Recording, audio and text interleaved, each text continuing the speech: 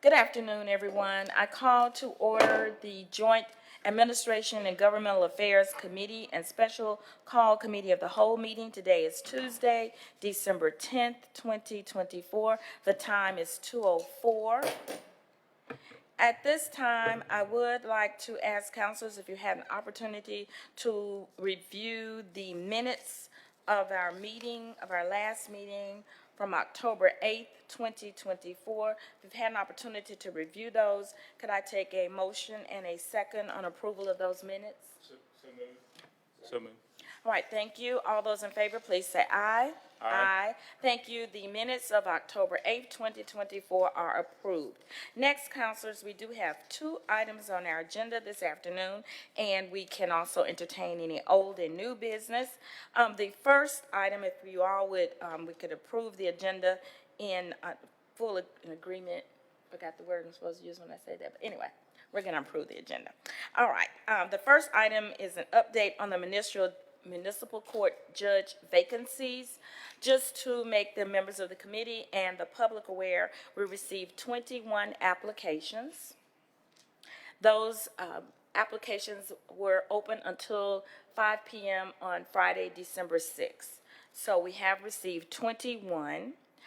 We also, the initial information from the clerk was that we had three part-time and one full-time. We had 4 positions that we will be looking forward to fill, 3 part-time and 1 full-time, giving a total of 4. Mr. McDaniels, did we receive any other information from the clerk that may not be the correct? I know I just asked for that. Are we still waiting to get that clarification from the clerk, or do you feel we have it for the number of positions that were open? My understanding is 3 part-time, 1 full-time. I don't readily have the information on full-time. Okay.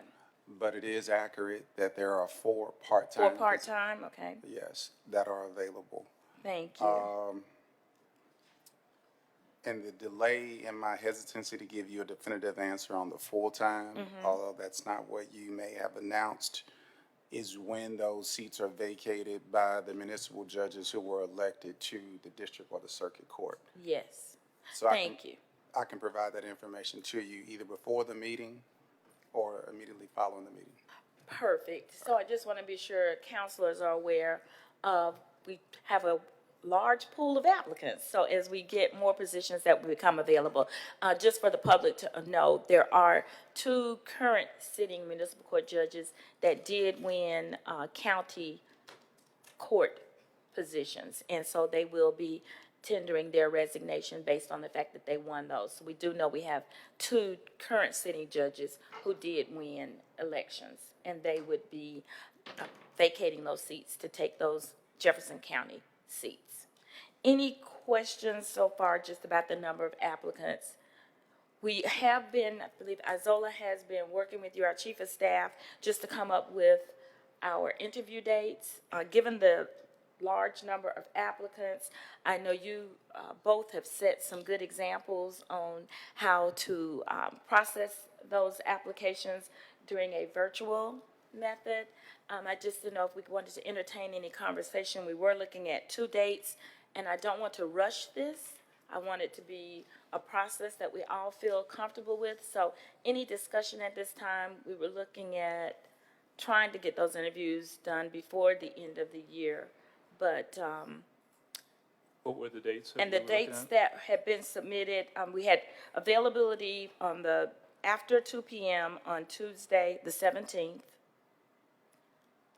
And that will be after 2 p.m. on Tuesday, the 17th. And there was some availability indicated the morning of Wednesday, the 18th, but that is our committee of the whole meeting. And we are going to have that meeting, Mr. President. We don't know yet, right?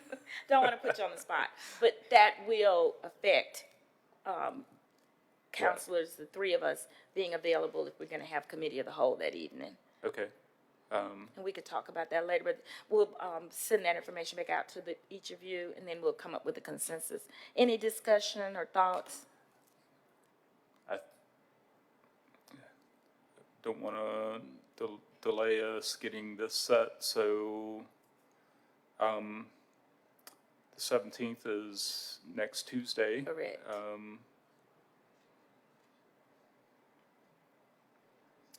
After 2 p.m. Yes. Yeah, that should work for me. Okay. And then, I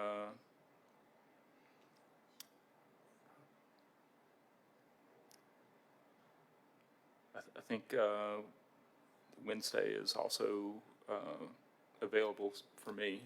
And I believe that's the indication we received from your staff as well, Counselor. Okay. So we'll begin that process then. I want to thank both of you on your staff have been assisting our chiefs of staff to ensure and working with the IS department to get those scheduled. So for those applicants, we will be sending out an email acknowledging receipt. We will get all of those applications to you. They've already been collated, and then we'll begin the process of scheduling the interviews. Okay. Question, just more generally. For municipal court judge appointments, are those appointments done, the terms of those appointments, the quadrennium, the same as the council terms, or when did the terms? And if I could get some assistance from our central staff, any history about that, or your knowledge of how those are set? All of these are cold questions today, Madam Chair. I'm sorry. We've got to do a little bit more homework. The terms are for 4 years, and they just run concurrent from the previous term's expiration. Okay. But they're not set to the quadrennial of the counselors. Okay, so it's 4 years from the time of the appointment. Yes. Okay, so these folks that we would be appointing, and we're pretty sure it's 4 part-time positions. Is there an unexpired term? Because if Right. it's an unexpired term, they'll just be filling the term and then come back, Okay, if that's the case. so, Okay. yeah, I think I have. I mean, not that it matters to the applicants, I mean, in terms of weighing the applicants, but, just be good to have some clarity around the length of the time that they would be serving, Correct. for sure. And we'll be sure to get that clarification and have that clarity when we provide the information about the scheduling. And I can understand how that would, not so much to say weigh on it, but we do need to have that as a consideration. Okay. I'd also be open to reviewing the applicant's submissions and then selecting from the 21. This was what I really wanted to ask, if you all would be agreeable to that. And then we select the number of candidates, the highest ranking, to actually have the in-person or the online interviews. Okay. Yeah. Are you agreement to that, or what's your thoughts on that, Counselor Woods?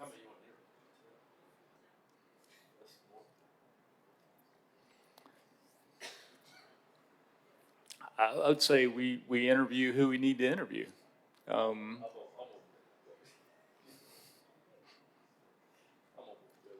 all Okay, right. yeah. So we'll finalize that, but I am glad you made that a suggestion, because we were worrying about trying to interview 21 people all at one time, and there may be some, we'll set that criteria and give us a rubric to narrow that field down based on the review of their resumes. All right. Thank you very much. So we have a plan. Any other questions? We will get this information out to you by the end of the week, and of course, we will be contacting those candidates based on the review. Any other questions about the process? All right, well, thank you very much. Next one, councilors, included in our minutes from the October 8th meeting. On October 8th, Mr. Hilliard, our Senior Public Affairs Officer, did give us a review and a rationale for the items that were listed on our state legislative agenda that we would be pushing for 2025. The new session does start on February 4th, 2025. It runs through May 15th, unless the governor has to call a special session based on the action that's taken at that time. We do have in front of you, we rescinded the list, the priority list that was reviewed for us with Mr. Hilliard. And I'm just going to give the topics again, just for the public that may not have been aware. The first item was a Glock switch prohibition, and this was attempting to get legislation that would adopt the federal Glock switch prohibition as state law. This bill would prohibit persons from possessing any part or combination of parts designed or intended to convert a firearm into a machine gun. This bill would also provide penalties for violating this prohibition. It currently has sponsors and is filed as HB 26. The next one is the Alabama Land Bank Act Amendment. This amends provisions of the existing Alabama Land Bank Act, allows local land bank authorities to acquire tax delinquent properties in a shortened redemption period, adds possibility of the creation of a multi-jurisdictional local land bank, and creation of local land bank authority by the governor upon declaration of a natural disaster. And we do have two sponsors, both in the House and Senate, for that particular bill. The next bill is the Birmingham Housing Trust Fund relating to Class 1 municipalities, which Birmingham is. I believe we're the only Class 1 municipality. To grant a Class 1 municipality the authority to create a housing trust fund to promote the development of safe, affordable housing, to provide funding for the Housing Trust Fund, to provide for the governance of the Housing Trust Fund, and to set forth allowable uses of funds deposited with the Housing Trust Fund. There is also on our agenda a squatters bill amendment, and this would be related to squatter property ownership and disposal. I believe there was some movement on a bill like that last year, and this is hoping to strengthen that bill. Mr. Hilliard, if you'll come forward, and we don't want you to necessarily have to spend the time to go over each item, but on this particular one, I just wanted to ask for some clarification that other councilors may have. On the squatters bill, is this an addition to a bill that passed last year, or is this new? Good afternoon, Earl Hilliard, Jr., Senior Public Affairs Officer. This bill actually passed last time, but we have to do an amendment that allows for what to do with the property if the vagrants or if the squatters actually have property, because they'll be arrested, and what happens to that property and how do you dispose and dispense of it. Okay, thank you very much. The next item was personnel board opt-out. We are looking for legislation that would allow the city of Birmingham to opt out of using the Jefferson County Personnel Board for the hiring process of law enforcement officers and firefighters. The Alabama Vacant Property Registration Bill, again, this relates to Class 1 municipalities to allow us the authority to enact by ordinance provisions for vacant property registration, to require a registration fee for the registration of vacant properties, and to enact and enforce maintenance standards for vacant properties. The next one is unauthorized drop-offs. This would be an act to prohibit unauthorized drop-offs of persons into the city of Birmingham from surrounding jurisdiction. Then we have the Community Land Trust Act, an act to establish and regulate community land trust within municipalities and counties, ensuring the provision of affordable housing for low and moderate income families, and promoting sustainable community development. Public Works emergency provision in case of an emergency for which a delay in remedying would cause immediate harm to a person or public property. Contracts may be let to the extent necessary to meet the emergency without public advertisement or bidding. And then we also are advocating for legislation at the state level with the Simplified Seller's Usage Tax, or SSUT, an amendment to that bill, and this would give us some internet tax clarification. And Mr. Hilliard, if we could just get a little more clarity on this one. So for the simplified seller's usage tax, we already have that tax. It comes into the city and it's for the people who already buy things like Amazon and things online. Right now, there are certain exemptions that allow certain businesses to not have to pay regular taxes, and they could fall under the simplified seller's usage tax in a way in which cities like Birmingham lose money. I don't want to give specific examples right now, just because I don't want to identify companies, but there are certain companies that the way they have their local nexus set up, it allows them to get away with paying taxes they should be paying. This will clarify those exemptions so they can't just take an exemption that's meant for another situation. Thank you. So, councilors, at this time, are there any questions or any clarifications that you would like to ask Mr. Hilliard in regards to this agenda and this priority list? Yes. Yes, Council, Yes, Mr. President. So with regard to the squatters bill amendment, so I'm kind of unclear on this, so perhaps you can help me. So in the past, it's been my observation that the Jefferson County Sheriff's Department performs evictions in the case of, say, a residence, and in those incidences, it's been my observation that the sheriff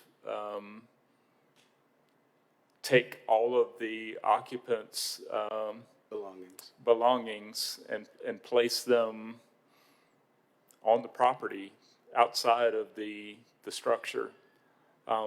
So has the law changed, or in regard to the new updated law?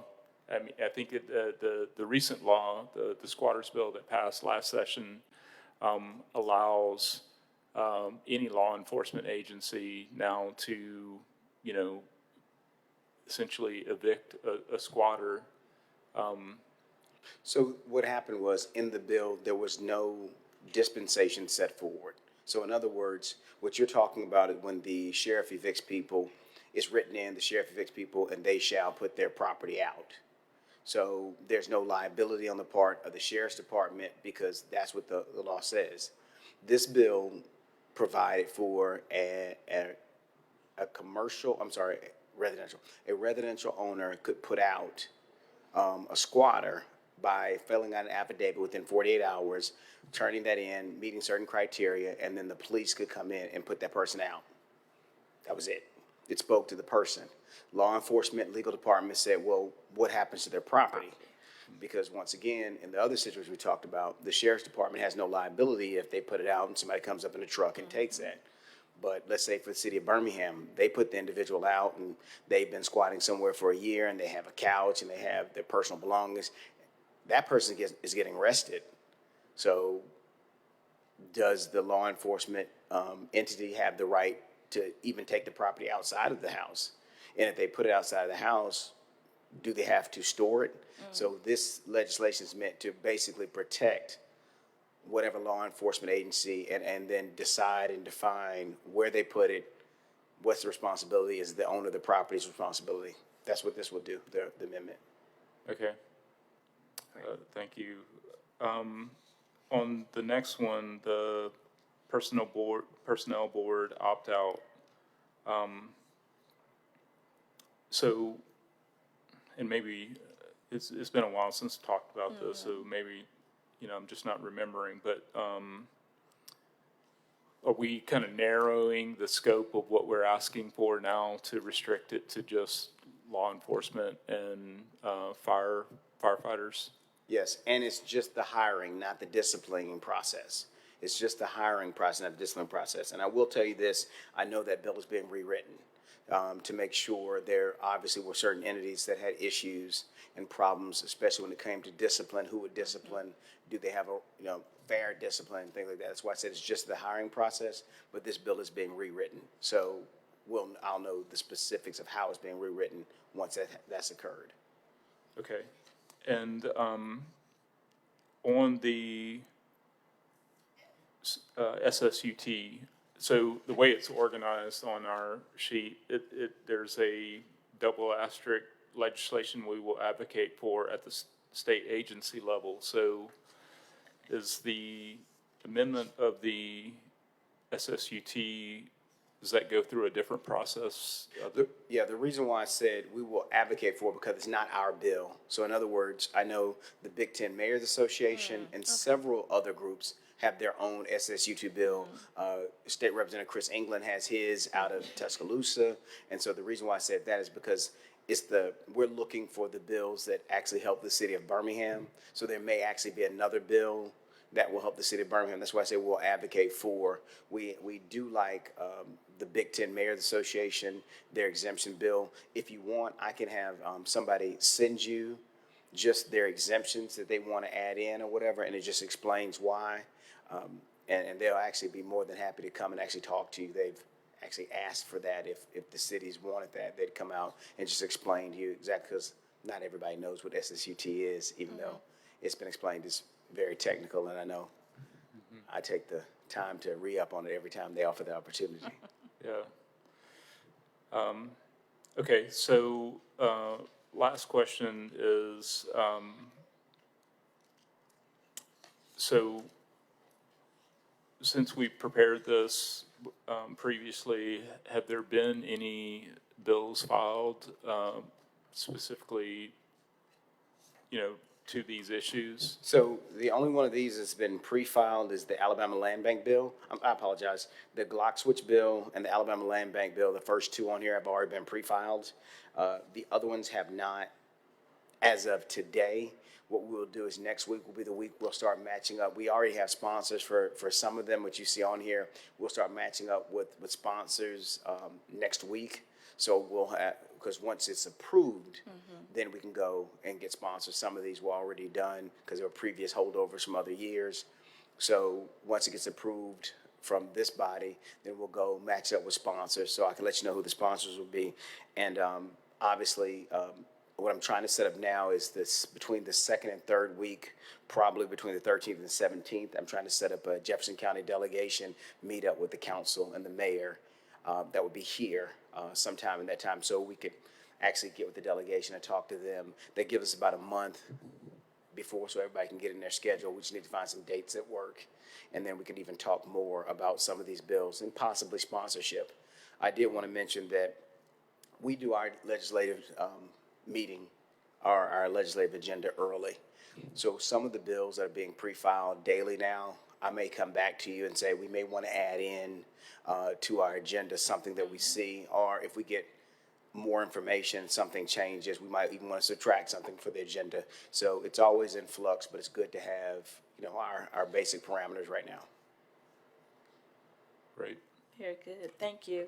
I appreciate you asking the questions about the clarity of the SSUT, because again, I'm glad to learn, or it makes it clear to me what our role in this would be. Like you said, this is really coming from the Big Ten mayors, so kind of like, what do you call it, amicus curiae, or, almost like we're a friend of this bill. It would benefit Right. us well. Exactly. Does that make sense? Okay. Yeah.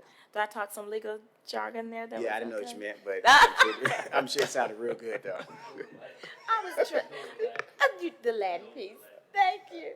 All right, Councilor Woods, any questions or need any clarity or any comments on this? Yeah, just on related to the vacant property registration bill, there's been kind of several things that have gone up on and similar to this bill and around it.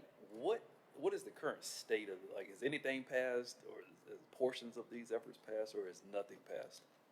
So through the years, as you know, we have different clarifications that pass. Whenever you deal with vacant property, because of the way, you have rural areas and urban areas, people are they're sometimes suspect on trying to pass these things because they don't know how to affect them or whatever. So there have been small things that have passed.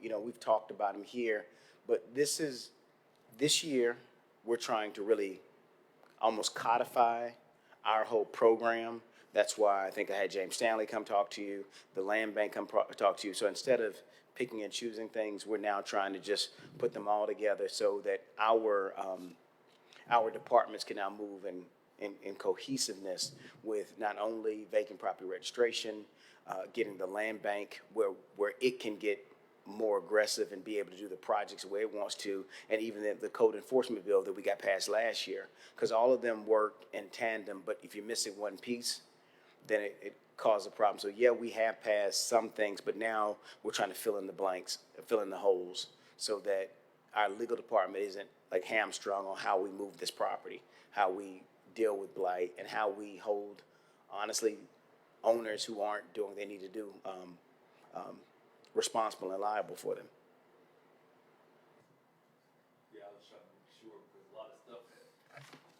I remember getting some things passed, but I couldn't remember what the gaps were, Yeah. and then how that related to actual execution on the administration side. So,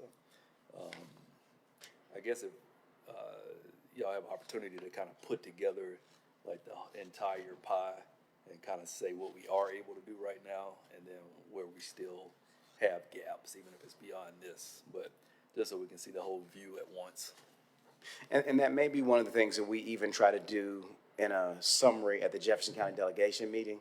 The reason why is because one of the things we do is we pass the stuff, don't necessarily see exactly how the impact it had. So now what we're trying to do is start saying, okay, this is what we passed. This is kind of where we are and what it did. This is why we need this. This is a progression of this, especially the land bank bill, which, you know, because for everything we do, you know, we passed a bill 2 years ago that allowed us to not have bidding on computer software, if you remember that, on computer software. The next year, another city came with a bill that specifically said you had to have bidding on computer software. So it's always a process where what we do, you know, there's an equal opposite reaction. So that's why we have to sometimes go back, because we passed things, the land bank bill, we passed it moving from 5 years to 3 years. And then the state last year moved to where all that property no longer goes to the land bank, it goes to auctions. And that's why we have to do this bill to allow the land bank to be able to bid in an auction, because right now it doesn't have the power to do so, or tax lien bills. So the line keeps moving, and we have to just stay nimble to move with it. Thank you, Any sir. other questions? Yeah, so on that vacant property registration bill, is there been any drafted language for that? I believe that bill isn't that bill drafted? Yeah, that bill's drafted. So we can get you a copy of it. Okay. Yeah, I know it's something that's been a topic of discussion for a long time. And, you know, it's definitely a significant issue in the city of Birmingham.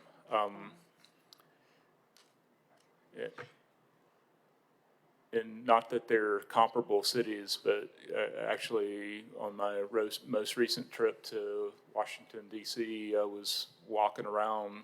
I typically try and get out and try and just walk, you know, and see things. And I was passing by on the sidewalk and saw a sticker on the front door of a building, and it was a vacant property registration notice.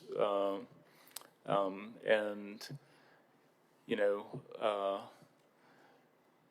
in a city like DC that is very much thriving, and there's bars and restaurants on every corner, and, you know, property values are high, you could see, you know, how people can be compelled to, you know, not have vacant property, because, you know, you want that space to be part of the fabric of the community and to be active. In Birmingham, you know, we have some communities that have different economic forces. So, you know, if you have a property owner who has a space that, you know, they've not been able to successfully market, you know, what are the sticks and carrots in that situation? Right. So, you know, if it's simply a registration of the property, like creating a metric for how long the space has been vacant, you know, that's one thing. But if there are, you know, penalties or incentives attached to it, you know, I can imagine how there would be a lot of conversation about that, and how, you know, the real estate community in particular would be, you know, particularly keyed in on, you know, what the legislation would propose. So that's an interesting one. Yeah. Sure.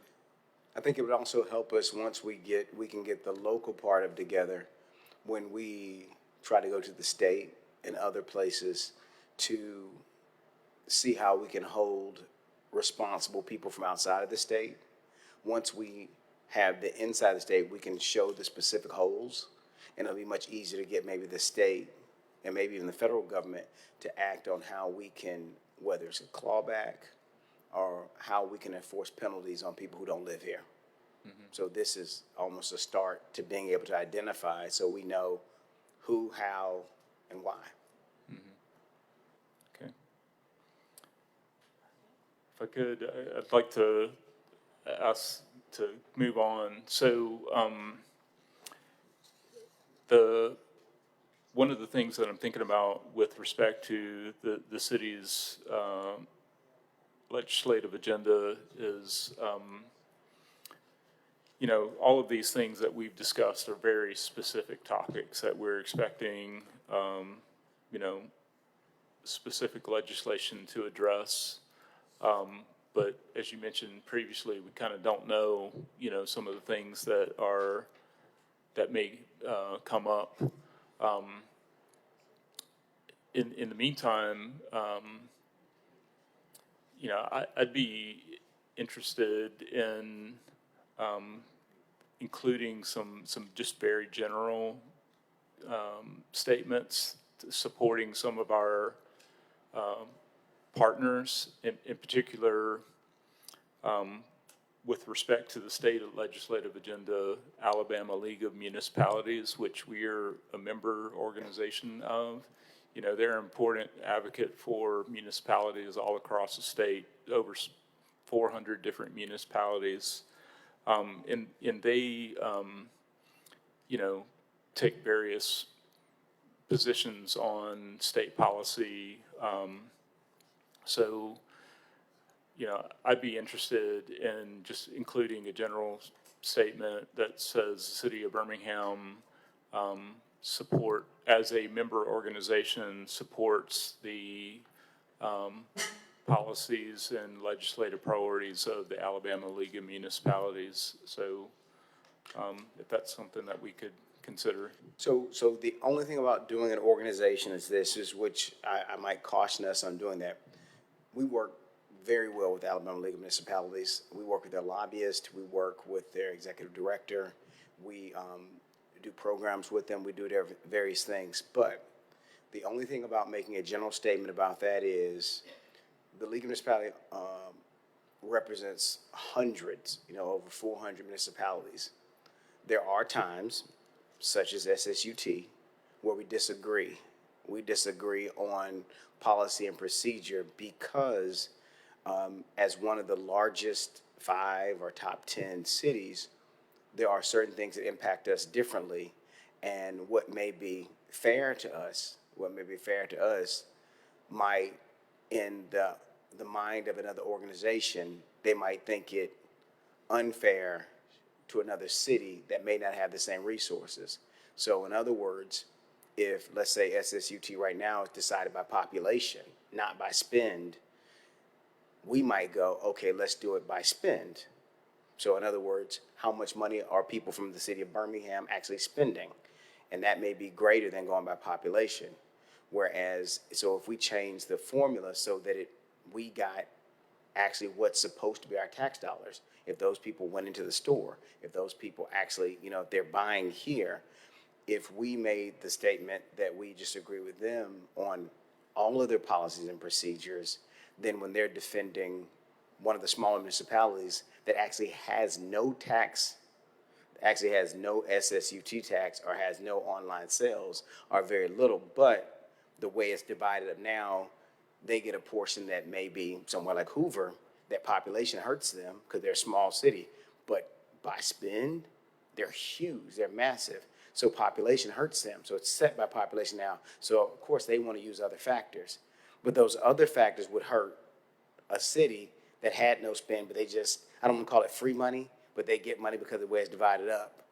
You get what I'm saying? So I would just caution us on doing that because it's rare, but there are 1 or 2 actually on the table right now issues where we do have to divert away from, just our unanimous or just full-time, complete, unequivocated support of the organization. Yeah. I'm just, with the council, several of us engaging in ALM's activities, we get to interact a lot with mayors and council people from all over the state. And, you know, I'm just thinking about, you know, how can we demonstrate, you know, support and support them, you know, beyond just our self-interest. You know, how can the city of Birmingham be a partner to our neighbors in surrounding municipalities and municipalities across the state? I mean, one of the things that was a big topic of conversation recently was, well, not just recently, but again recently, was the status of rural healthcare centers. Right. You know, huge issue, existential issue for many municipalities throughout the state. So that's all I'm thinking about. And, you know, maybe we throw in a clause in there that says, you know, with respect to Class 1 municipalities or something like that. Right. But yeah, that's just the sentiment behind it. No, well, I absolutely understand that. And once again, we work with them daily. Matter of fact, they call us, we call them. We support their stuff. They support our stuff. As you know, they came and they present to us, and we present to them all the times. We support each other on a lot of different things. So if you wanted to make some kind of statement, and it's just in general like a support system thing, I have no issue with that. Yeah. I'm just saying, just make sure you leave us open so we don't come off as disingenuous. Right. Understood. And a couple of other things. So the governor has recently announced a new, you know, strategic plan in regards to economic development and the, you know, formation of the Alabama Growth Alliance and other things. So, you know, I'm also thinking about, you know, putting our support behind those types of things. And you know, it's more just sentiment, you know, Right. and using this as an opportunity to say, hey, look, you know, the city of Birmingham wants to be a partner to you. We want the state to grow. Obviously, you know, we want our city to grow. So, you know, just thinking about including those types of things. Another one that's along the same lines that doesn't have, you know, specific, you know, legislation attached to it, but, you know, the Porch Creek Band of Creek Indians recently acquired property in the city of Birmingham, and that's a hugely significant, you know, acquisition for us. You know, so this is, you know, in a lesser category than the previous things that I mentioned, but you know, from what I understand, there needs some the state legislature to consider, you know, some changes to help them maximize their potential in Jefferson County. So those are other things that I'm thinking that we could potentially utilize this opportunity to kind of speak to as we, you know, present this legislative agenda. Well, if there are those kind of, as you know, we've done that before in our agenda where at the bottom, or we said we support certain things. I think if it's a situation where it's a unanimous, the council, unanimous, you know, the mayor and everybody agrees with something, then absolutely put it in there. It's a legislative agenda, so the specific one you talked about, that's a legislative item, obviously, that matches. I might say that we might use council resolutions and other resolutions to do specific individual things just in case. You know, you always want to make sure with the legislature, you always want to make sure that you know the actual legislation that's going, not the concept. I used to always tell people never read the summary, always read the bill because the summary lies. Yeah. So we just want to make sure that because people will tell you what something says, we just want to make sure that before we would just say we support it, we actually know item by item, line by line in the legislation, because there may be that one little line that says something that we actually don't agree with. I got you. So we just want to make sure before we, throw it on the agenda or whatever. But obviously, we've done that before, so if everybody's on the same page, sure. I would just say, we just want to, make sure that it's actual legislation. Okay, yeah, good advice, thank you. I appreciate that advice as well. I truly understand your sentiment in also keeping us true to our roles with Alabama League of Municipalities. We each sit on several of the committees, and we've actually been in dialogue with them about what their, I won't call it their targets, but what their items are that they are pushing for. And so I do like the suggestion, though, perhaps we do it through a resolution, and then there's more agreement, again, between the council moving that forward. And at this point, then it's just not so much our suggestion, or this is what we'd like to work on, or these are issues that are important to us. Because I can even think of some federal ones that have come out of National Right. League of Cities as well. Absolutely, yeah. Perfect. All right, well, thank you. Well, Dr. O'Quinn, I know that Councilor Moore did have a hard break at 2:30. Are we at this point able to entertain a motion that we would approve this particular agenda, and then we could move it to the full council Yeah, for absolutely. review? I'll make a motion that we advance this to the full council with a recommendation for approval. Perfect. I second. All in favor, please say aye. Aye. Aye. Thank you. Mr. Hilliard, I want to thank you and your staff. I know that you all have worked diligently on this.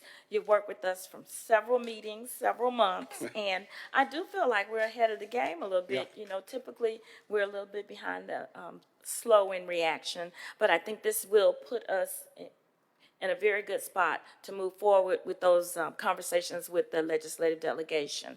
Let me ask, when we say move forward to council, do you want that to go through committee of the whole, or are we ready to put this I think for full council? it's been out there long enough that we can go straight to the council think so, with it. too. Okay. And I think there's actually still time to get it submitted for next week's agenda. Probably. We will hope, that's what we'll go towards, Ms. Kidd, if we could be sure that Jeff gets that out there for us as possible, the Okay. agenda. So, before you walk away. Assuming that the council will take this up for consideration next week and, respond favorably, how quickly can we move forward with setting up some meetings with legislators, to engage with them? And Pro Tem Alexander and I have had some preliminary conversation, and we think perhaps the best approach is to, rather than trying to get the entire Jefferson County delegation in one room, which has proved Right. very challenging in the past, that we would, like to have those interactions individually or in groups, however we can accommodate the legislators. So, again, next week, if this moves forward, we'd like to go ahead and start engaging with them. Yeah, and that's already happened, but we've been engaging on individual levels anyway. The big one we'll attempt to have with everybody is what I told you about, that we'll try the second or third week in January, so we can have as many individual meetings, or we can start, because that process would have started anyway, like I told you, next week, because when we go to sponsors, we've got to go through the legislation with them and then, talk to them about the piece and why we want them to sponsor it. So we'll be doing that anyway, so absolutely, any meetings that you want to start having, feel free. We can do it formal or informal, according to how you want to do it. I believe that is the charge that we are putting forward. So Yes. we would, Absolutely. so if that would be possible, because we want to be helpful. You know, you all told us, it was a meeting we had last year, you said, how many of us have our legislators on speed dial or have some type of relationship with them? So we do want to help with that and would encourage us setting up those meetings individually, one-on-one, group as long as we're within the Open Meetings Act, not too many of us at one time, I guess. But however that would proceed. Okay, Could we get that done? absolutely. All right, thank you. Again, appreciate you for the work that you've done in bringing this to us and the conversations that we've had. And I really look forward to this next legislative session. So thank you very much. Absolutely. Thank you. All right, any other old or new business? I don't have any. Do you have any, Dr. Quinn? No, ma'am. All right, so at this time, I'll entertain adjournment. A motion to adjourn? Second, all in favor say aye. Aye. Aye, thank you very much. The meeting is adjourned. Thank you.